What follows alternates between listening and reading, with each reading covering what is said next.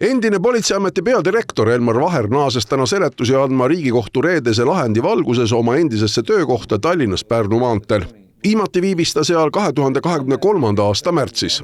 Riigikohtu otsus on, et mitte keegi kohtu alla antud endistest politseiametnikest süüdi ei ole. Eelkõige puudutas see Erik Keldla võimaliku rotatsiooni süüdistuse kohaselt kõrgemal pensioni eesmärgil politseiametisse. Elmar Vaher võttis täna kogu selle saaga suhteliselt üksipulgi lahti ning kirjeldas siis, mis toimus. Aprillis helistas peaprokurör Andres Parmas ja soovis kohtuda. See oli umbes 6 aega hiljem minu kinnipidamisest. Me kohtusime tema kabinetis, mille käigus rääkis ta, et nemad ei tahtnud seda asja üldse uurida. Et seda uurimist tahtis kapo. Samuti rääkis ta pikalt, et mind viidi ilmselt eksitusse. Küsisin, et kes mind siis eksitusse viis.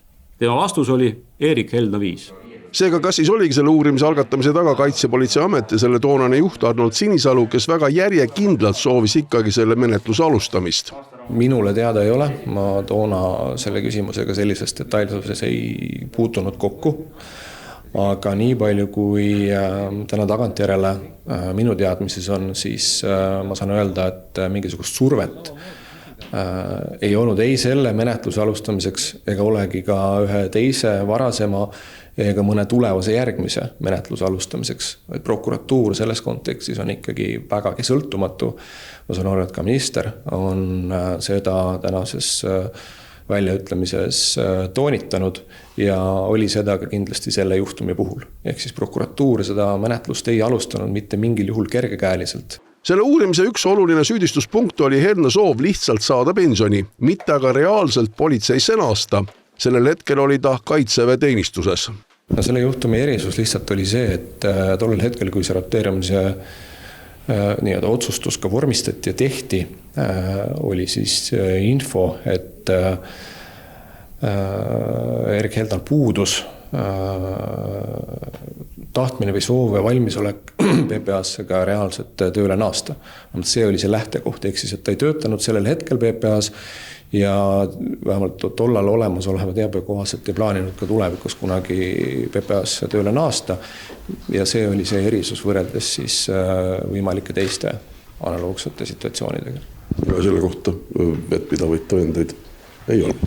No täna saab siis öelda seda, jah, et see käsitlus, mis oli süüdistuse aluseks, ei pidanud paika.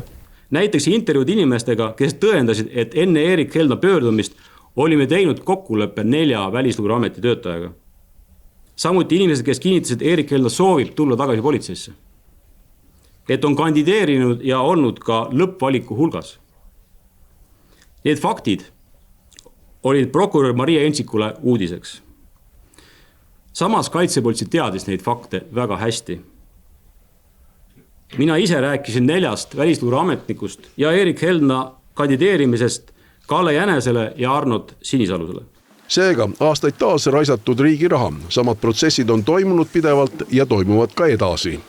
Nii palju, kui on kohtutel kaalutlusõiguse hindamise pädevust, seda Riigikohus ka tegi ja selle kohta Riigikohus ütles, et need otsused on seaduslikud.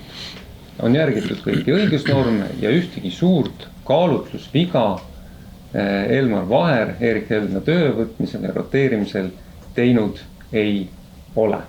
Kas selle uurimise üks resumee saab olla vaid juriidiline ebaõnnestumine? Jah, tõsi.